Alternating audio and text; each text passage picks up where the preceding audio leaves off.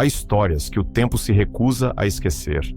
Histórias de ambição monumental, de beleza incomparável e de tragédias que marcam para sempre a alma da humanidade. Hoje, vamos embarcar em uma jornada a um desses momentos. Uma viagem a uma era de ouro, a bordo do maior e mais luxuoso navio que o mundo já tinha visto. Um palácio flutuante que era um símbolo do poder e da confiança de uma geração. Olá e seja muito bem-vindo ao Viagem ao Passado. No episódio de hoje, nossa jornada nos levará de volta a uma era de otimismo e ambição sem precedentes. Uma época em que a humanidade acreditava ter dominado a natureza com sua tecnologia. E juntos vamos desvendar cada detalhe da incrível saga do RMS Titanic. Da sua concepção nos estaleiros de Belfast, ao seu encontro fatal com o destino nas águas geladas do Atlântico Norte. Esta não é apenas a história de um naufrágio, é a história de mais de 2.000 pessoas, de seus sonhos, de suas últimas horas e do legado que deixaram para trás. Então prepare-se, a nossa viagem está prestes a começar. Em uma era de ouro da engenharia e da ambição humana, um colosso de aço nasceu com a promessa de conquistar o Atlântico. Ele era um símbolo de luxo, poder e da crença inabalável na tecnologia. Seu nome era Titanic. Mas em sua viagem inaugural, o navio dos sonhos encontrou um destino gelado e se tornou o protagonista de uma das mais trágicas e fascinantes histórias marítimas de todos os tempos. Esta é a história completa do Titanic, desde sua concepção até o seu legado que perdura até hoje. No início do século XX, a competição pelo domínio das rotas transatlânticas era acirrada. As companhias de navegação britânicas, Cunard Line e White Star Line, travavam uma batalha feroz pela preferência dos passageiros. Em 1907, Jacob Bruce Ismay, presidente da White Star Line, e Lord Pirrie, sócio do estaleiro Harland & Wolff em Belfast, na Irlanda do Norte, conceberam um plano audacioso para superar seus rivais. Eles não construiriam apenas os navios mais rápidos, mas os mais grandiosos e luxuosos que o mundo já vira. Assim nasceu a classe Olympic, composta por 3 navios, o Olympic, o Titanic e o Gigantic, que mais tarde seria renomeado para Britannic. A construção do Titanic começou em 31 de março de 1909. Por mais de 2 anos, cerca de 15.000 trabalhadores se dedicaram a dar forma ao gigante de aço. Com 269 metros de comprimento, 28 metros de largura e uma altura equivalente a um prédio de 11 andares, o Titanic era o maior objeto móvel já construído pelo homem. Seus números eram impressionantes. 3 milhões de rebites uniam suas placas de aço. Suas 4 chaminés, das quais apenas 3 eram funcionais, se erguiam imponentes, sendo a quarta uma adição estética e para ventilação. O navio era impulsionado por uma combinação de motores a vapor e uma turbina, gerando uma potência de 46.000 cavalos. Tudo no Titanic foi projetado para ser o ápice da engenharia da época. Mas o que realmente distinguia o Titanic era seu interior suntuoso. Para a primeira classe, o navio oferecia um luxo sem precedentes. As suítes mais caras, com sala de estar, quartos e até mesmo um deck privativo, custavam o equivalente a milhares de dólares hoje. A grande escadaria, com sua cúpula de vidro e painéis de carvalho, era a joia da coroa do navio. Passageiros da primeira classe podiam desfrutar de uma piscina aquecida, uma academia, um banho turco, quadra de squash e diversos restaurantes e cafés. A segunda classe do Titanic era comparável à primeira classe de muitos outros navios da época, com cabines confortáveis, uma biblioteca e um elegante refeitório. Já a terceira classe, embora mais simples, oferecia acomodações e condições de higiene superiores às de outras embarcações. Para os milhares de imigrantes que viajavam na terceira classe, o Titanic representava a porta de entrada para uma nova vida na América, uma jornada de esperança a bordo de um palácio flutuante. A segurança também era um ponto de destaque. O casco do navio era dividido em 16 compartimentos estanques. Acreditava-se que, mesmo com 4 desses compartimentos inundados, o Titanic continuaria a flutuar. Essa característica levou a revista The Shipbuilder a descrevê-lo como praticamente insubmergível, uma frase que ficaria para sempre marcada na história. A viagem inaugural. Em 10 de abril de 1912, o RMS Titanic iniciou sua viagem inaugural partindo de Southampton, na Inglaterra, com destino a Nova York. Sob o comando do experiente capitão Edward J. Smith, um veterano com 40 anos de serviço na White Star Line, o navio fez paradas em Cherbourg, na França, e em Queenstown, hoje Cobb, na Irlanda, para embarcar mais passageiros e correspondências. A bordo estavam algumas das pessoas mais ricas e proeminentes do mundo, como o magnata John Jacob Astor IV e sua esposa grávida, o industrial Benjamin Guggenheim, e a socialite Margaret Molly Brown. Também a bordo estava o projetista do navio, Thomas Andrews, que acompanhava a viagem para observar o desempenho da embarcação, e o próprio J. Bruce Ismay, presidente da White Star Line. Os primeiros dias da viagem foram tranquilos e agradáveis. Os passageiros se maravilhavam com a grandiosidade do navio e desfrutavam de suas inúmeras comodidades. O mar estava calmo e o clima, embora frio, era favorável. Nada indicava a tragédia iminente que se aproximava. Durante o dia 14 de abril, um domingo, a vida a bordo do Titanic seguia sua rotina luxuosa. O navio navegava por águas calmas, mas a temperatura caía à medida que adentrava uma região conhecida pela presença de icebergs. Ao longo do dia, o Titanic recebeu pelo menos 7 avisos sobre a presença de gelo em sua rota de outras embarcações. No entanto, esses avisos não geraram a devida preocupação no comando do navio. Alguns foram comunicados ao capitão Smith, mas outros nem chegaram à ponte de comando, retidos na sala de telégrafo, que estava sobrecarregada com mensagens pessoais dos passageiros.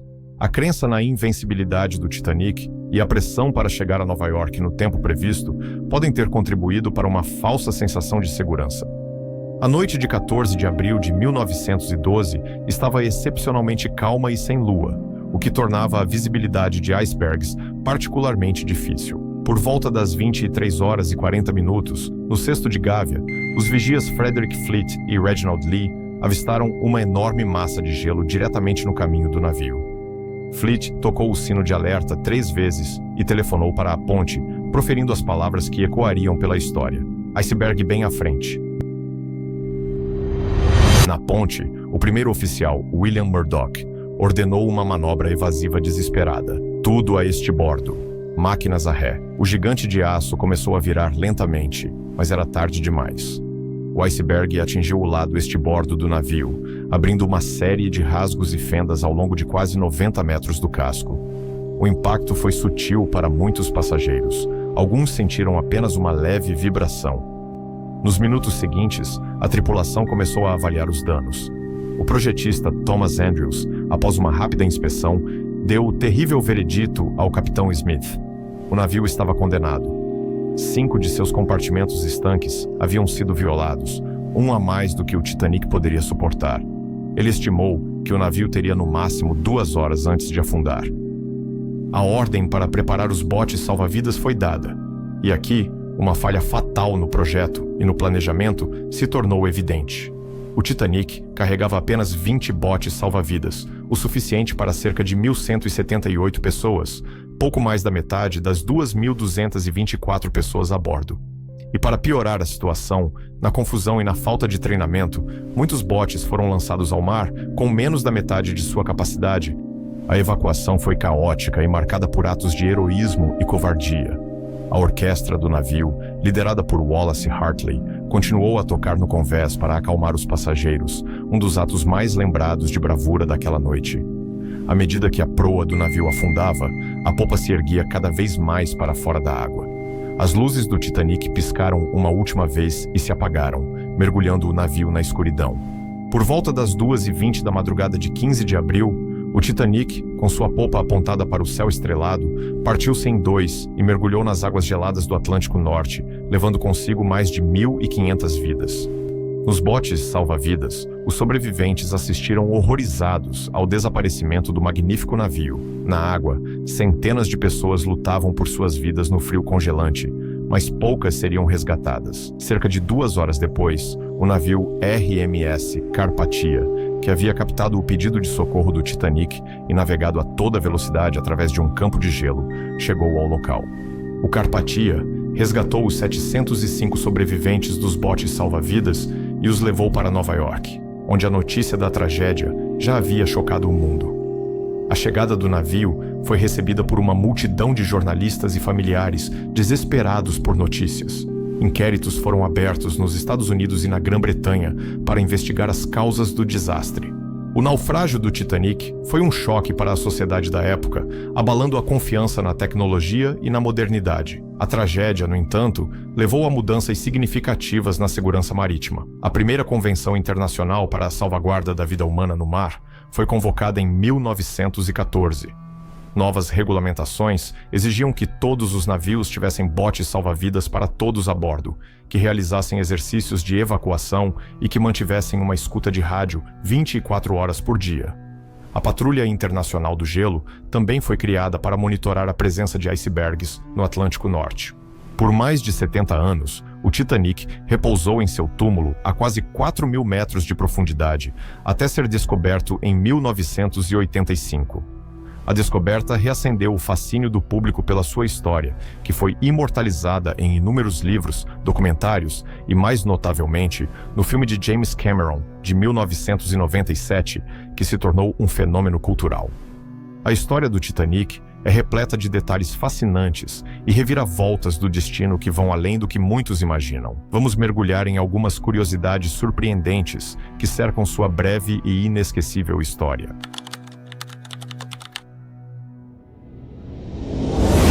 A chave do armário onde os binóculos para os vigias eram guardados não estava a bordo. Um oficial foi substituído no último minuto em Southampton e, por esquecimento, levou a chave consigo. Os vigias daquela noite fatal, Frederick Fleet e Reginald Lee, mais tarde testemunharam que, com os binóculos, eles poderiam ter avistado o iceberg a tempo de evitar a colisão. Estava programado um exercício de evacuação com os botes salva-vidas para amanhã do dia 14 de abril, o mesmo dia da colisão. No entanto, por razões nunca totalmente esclarecidas, o capitão Smith cancelou o treinamento. Se tivesse sido realizado, a tripulação poderia estar mais preparada para a evacuação, potencialmente salvando mais vidas. Havia pelo menos 12 cães a bordo do Titanic, a maioria na primeira classe. Eles tinham seu próprio canil, com passeios diários e até um desfile de cães planejado para o dia 15 de abril.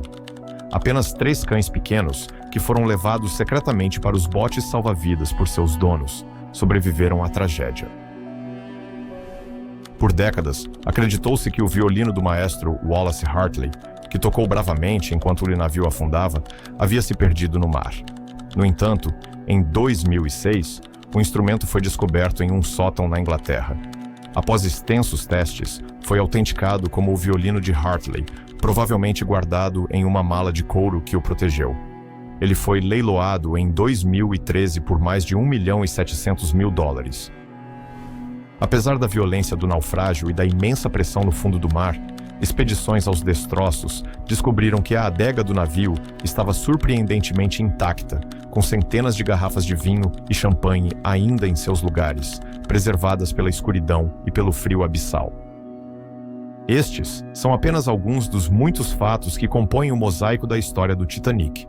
Uma tapeçaria de e se, coincidências e momentos que continuam a nos fascinar mais de um século depois. A história do Titanic é mais do que apenas um naufrágio. É uma história de ambição e negligência, de heróis e vítimas, de classes sociais e do poder implacável da natureza. É uma lição de humildade que continua a nos cativar e a nos lembrar da fragilidade humana diante da vastidão do oceano. O navio dos sonhos pode ter desaparecido nas profundezas, mas sua história permanece à tona, uma lenda que o tempo não consegue afundar. Se você ficou tão cativado por esta incrível e trágica história quanto nós, deixe o seu like para nos ajudar a levar este documentário a mais pessoas. Sua curtida faz uma grande diferença para o nosso canal. E se você adora mergulhar fundo em grandes eventos históricos como este, não se esqueça de se inscrever no canal e ativar o sininho de notificações. Assim, você não perde nenhum dos nossos próximos vídeos, onde exploraremos outros mistérios e momentos que marcaram o nosso mundo.